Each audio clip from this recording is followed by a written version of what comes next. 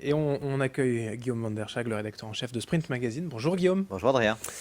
Et cap au sud pour Lille, c'est le retour de la Ligue 1, le football et le LOSC est en Corse ce week-end. Ouais, en effet, après la trêve internationale, Lille revient aux affaires courantes et avec une actu assez chargée puisque les Dogs ont mis le cap vers le sud en effet pour deux matchs. D'abord cette rencontre de championnat à Bastia et puis ils enchaîneront mardi avec un match difficile face à Monaco en Coupe de France. Alors d'abord, il faut rappeler que le LOSC n'est toujours pas assuré d'être en Ligue 1 la saison prochaine et du coup face à Bastia qui n'est que 19e du championnat, il faudra tenter d'aller chercher les 3 points parce que sincèrement une victoire à Bastia ce week-end et le LOSC aura fait un très gros pas vers le maintien. Alors Lille certes n'est que 14e mais on peut dire que les Lillois vont mieux, hein. Ils ont pris 5 points sur les 3 dernières rencontres et ils restent sur une performance plutôt honorable face à l'Olympique de Marseille, même si ça s'était soldé sur un score nul et vierge. Ils avaient réussi à ne pas perdre et à faire plutôt un match correct face aux Olympiens. On peut aussi dire que Ronny Lopez revient au top, Ricardo Kisna prend ses marques peu à peu et puis Xeka c'est un joueur de plus en plus influent parmi les joueurs qui ont été recrutés au mercato hivernal. Cela étant, hein, Adrien, on le rappellera jamais assez, s'il y a une équipe qui est difficile à jouer quand elle joue sur sa pelouse, c'est bien l'équipe de Bastia, même s'il est en difficulté cette saison et qu'elle vient de prendre un cinglant 5-0 à Guingamp. Eh bien les Bastiais sur leur pelouse, c'est jamais une équipe facile à manœuvrer. À noter que les supporters lillois ne pourront pas effectuer le déplacement, hein, sur décision de la préfecture de Haute-Corse. Et à noter également que Bacha, Terrier et Alonso, qui a joué 2 fois, hein, avec le Paraguay, eh bien, ils ne sont pas du déplacement. Alors les Lillois sont loin de leur base, mais il y a vraiment une très belle affiche de football. En Ligue 2, c'est un peu le choc de cette fin de saison pour le RC Lens. Ouais, c'est clairement l'affiche de Ligue 2 ce week-end, hein. Les Lensois qui sont leaders, qui accueillent leur dauphin, hein, l'équipe de Brest. Ça, ce sera donc demain à 15h au stade Bollaert de Lellis.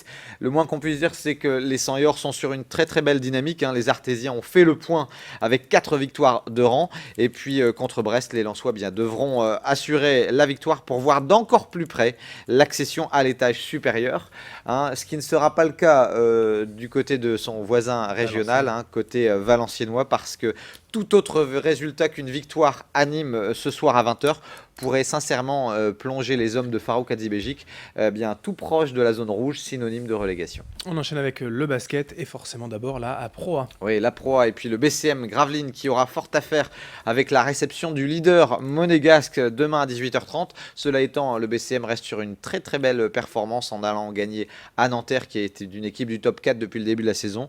Donc sait-on jamais, mais ce sera quand même difficile parce que Monaco, ils l'ont emporté en Leaders Cup. C'est le leader incontesté de Pro A, donc ce ne sera pas facile pour le BCM Gravelines, d'autant que Monaco n'a chuté que 3 fois en 24 rencontres. Et de son côté, ce sera peut-être plus simple pour le Portel. Oui, on peut le parier, hein, le Portel qui accueille ce soir à 20h l'équipe d'Orléans, qui n'est qu'avant-dernier du championnat, et on le sait, les joueurs du Portel dans leur chaudron, c'est toujours quelque chose. Allez, des matchs à enjeu, cette fois en Ligue féminine, c'est le début des playoffs. Absolument, et quel début, parce que le SBVA qui a terminé donc 3e de la saison régulière, eh bien, reçoit l'équipe de Mondeville 6e. L'obstacle devrait être passé par les Villeneuvoises. C'est plutôt à partir des demi-finales que ça risque de se corser, mais enfin, sait-on jamais. On espère que les guerrières ne commettront pas de faux pas à domicile. Allez, on passe en extérieur avec une belle actu en athlétisme. Ouais, avec beaucoup de choses à vous dire. Donc, j'ai pas pu tout vous lister, mais en tous les cas, l'actu hors stade va être chargée avec le trail urbain. Ça, c'est du côté de Caudry. Il y aura également les foulées nature. Ça, c'est à Ronques, dans la métropole lilloise. Un petit mot aussi pour vous dire qu'il y aura la course du fort de Petite-Sainte à côté de Dunkerque. Et puis, bien sûr, c'est la course de ce week-end, les foulées valenciennoises qui possèdent un label international. Plus de 3500 participants sont attendus et avec une météo qui risque d'être sympa, même peut-être un petit peu trop chaude pour ceux qui veulent aller chercher un chrono. Un événement demain à Denain. Non, demain à Berck, pardon. Absolument, Adrien, avec les rencontres internationales de cerf-volant à Berck-sur-Mer. C'est la 31e édition.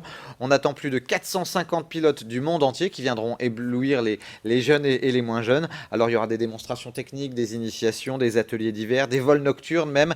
Bref, le ciel de Berck va se transformer en un lieu de féerie et ce sera jusqu'au 9 avril, donc ce week-end, toute la semaine et le week-end prochain. Bon, alors, un peu de patience, parce que pour l'instant, côté météo, on annonce 1 ou 2 nœuds de vent pour dimanche matin et dimanche après-midi, donc pas sûr que ça fonctionne très bien en cerf-volant, mais forcément, du vent sur la côte d'Opale, il y en aura dans les prochains jours. Un autre événement dont vous allez nous parler, Guillaume, le Salon des Sports Nature à l'île Grand Eh Palais. oui, ça a démarré hier soir et ça dure tout le week-end. C'est donc le salon des sports de nature. C'est Jean Galfione, le parrain, qui était là hier soir et qui devrait être là également aujourd'hui. Alors, bien, c'est un salon fait de conférences, d'initiations, des défis sportifs. Il y a tout un tas d'animations qui jalonnent la vie de ce salon.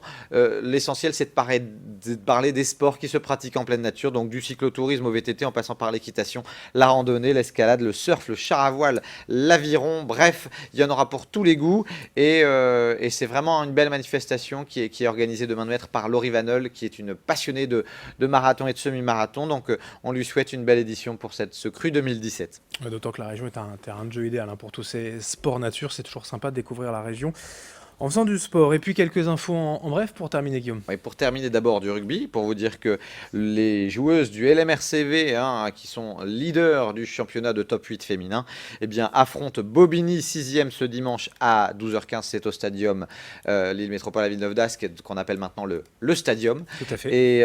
Et sincèrement, ça devrait bien se passer, puisque vraiment elles réalisent une saison assez extraordinaire, les joueuses du LMRCV. Une très bonne nouvelle en handball pour vous dire que l'USDK a gagné hier soir à Créteil 34-31 alors qu'ils étaient menés à la pause, les joueurs dunkerquois. Ils ont fait ainsi un gros pas vers le maintien. Et enfin un petit mot pour saluer la performance des étudiants d'Amos, qui étaient hier après-midi au stade Adolphe Max en finale du championnat régional universitaire excellence, et ils l'ont emporté face aux étudiants de Schema. C'était un match sympa, ils ont mené 4-0, ils sont revenus ensuite les étudiants de Schema après la pause, 4-2. En tout cas c'était autant un affrontement sur le terrain que côté supporter, avec une sacrée ambiance et une belle fête du football universitaire hier après-midi, donc il fallait les saluer. Oui, et puis avec vous, en tant que supporter numéro 1, il ne pouvait que s'imposer, forcément. On peut dire ça. Merci Guillaume pour toutes ces infos, bon week-end, et on débriefe bien sûr lundi ces programmes. Merci.